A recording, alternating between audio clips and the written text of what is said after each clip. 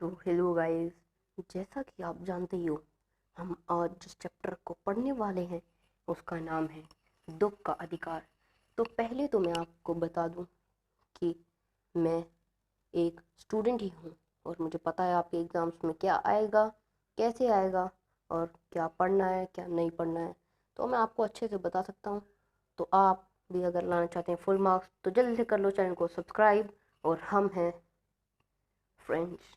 तो आप comment section में मेरे से पूछ सकते हैं कि आप क्वेश्चन आंसर चाहिए, आपको जो भी रिक्वायरमेंट हो आप मेरे से पूछ सकते हैं बिना किसी अड़चन के। वैसे अड़चन तो आपको आएगी भी नहीं, आप कभी भी मेरे से कुछ भी पूछ सकते हैं। तो चलो अब अपना चैप्टर टाइम वेस्ट ना करते हुए स्टार्ट करते हैं। So let's study. तो गाइस, इस चैप्टर में पहले तो कहा गया है दुख। तो गाइस, ये चैप्टर ही दुख के बारे में है, तो इसे पढ़ के आप बिल्कुल भी दुखी मत होना, क्योंकि आपको इससे कोई फ़र्क नहीं पड़ने वाला है। ठीक है, तो चलो अब बताता हूँ। तो गाइस, इस चैप्टर में होती है एक बूढ़ी अम्मा जो कि सड़क पर एक टोकरी में कुछ खरबूजे बेच रही होती है। उसके बेटे बगवाना की एक दिन पहले मृत्यु हो जाती है गाइस। वो मर जाता है, उसकी मृत्यु हो जाती है एक दिन पहले, वो भी सांप के काटने की वजह से, जिसको लेकर वो औरत बहुत ही ज़्यादा परेशान होती है, रोती है। ऑफ कोर्स उसके बेटे की मौत हो चुकी है तो रोना तो उसे आएगा ही आएगा, तो वो बहुत रोती है और खरबूजे बेच रही होती है। तो आप पूछेंगे कि अगर उसके बेटे की मृत्यु हो गई है तो वो खरबूजे क्यों बेच रही है। तो उसके बेटे की पत्नी घर में बीमार होती है, उसे बहुत ही बुखार होता है। उसके दो छोटे छोटे चिंटू मिंटू को बहुत भूख लगी होती है, उन्हें तो वो खरबूजा दे देती है, लेकिन उसकी पत्नी के लिए उसे पैसे चाहिए ताकि वो उसका इलाज करा सके। यहाँ पर तो सारा पैसा उन्होंने अपने बेटे जिसकी मृत्यु हो गई है उसके लिए ही खर्च कर दिए। उसके अंतिम संस्कार और भी इन्हीं सभी कामों में सब कुछ खर्च हो चुका था।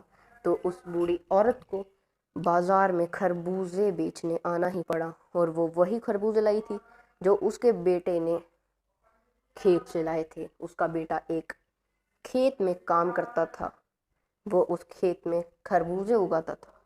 तो वो उस खेत में क्या उगाता था? जी हाँ, वो उस खेत में खरबूजे उगाता था। तो एक दिन लेखक उस रोड से जा रहे थे। रोड, हाँ, सड़क। तो उस दिन लेखक उस सड़क से जा रहे थे। उस सड़क पर लेखक को वो किनारे पे वो बूढ़ी अम्मा दिखी। लोग आते जाते उस बूढ़ी अम्मा को ताने पे ताने मारे जा रहे थे।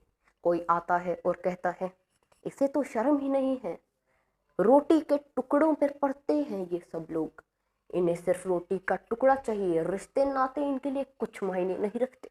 कोई आता है, पान वाला अंकल, और वहाँ पान थूक कर चला जाता है। कोई इसे खरबूजे खरीदता भी कैसे? आखिर ये तो रो रही थी ना, खरबूजे बेच कहाँ रही थी? रो रही थी, कोई खरबूजे बेचता भी नहीं।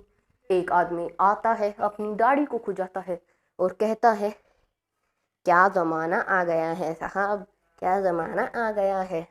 कुछ भी उल्टी पुल्टी बातें करता जाता है, करता जाता है। क्या ज़माना आ गया है, लोग ऐसा करते हैं वैसा करते हैं। तो आप समझ ही रहे होंगे, लोग आते जाते उसको ताना मारते रहते हैं।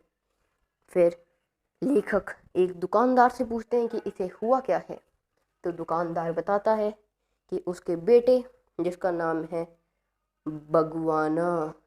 तो गाइस, बेटे का नाम भगवान से बहुत ही ज़्यादा मैच कर दिया है। मैं बम कुछ लिख रहा हूँ, सॉरी गाइस। तो भगवान से बहुत ही ज़्यादा मैच कर दिया है नाम, बगवाना नाम रखा है, बगवाना।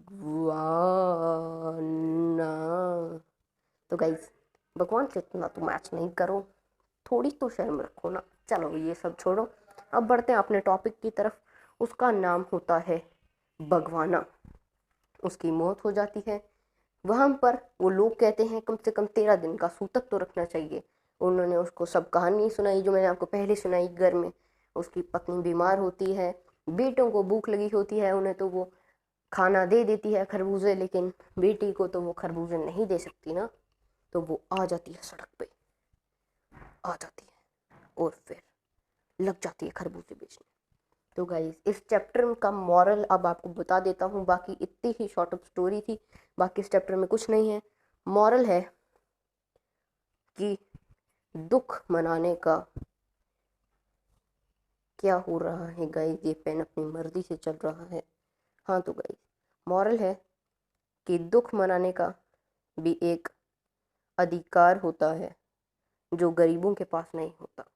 इसी पे लेखक को एक कहानी याद आ जाती है उनके घर के पास वाली संभ्रांत महिला की। तो अगर आपसे एग्जाम में पूछ लिया जाए संभ्रांत क्या होता है, तो संभ्रांत का मतलब होता है अमीर महिला जिसके पास बहुत पैसा हो, सर पे ताज हो, गाड़ी और अनाज हो। जी हाँ गाइस, गाड़ी और अनाज हो।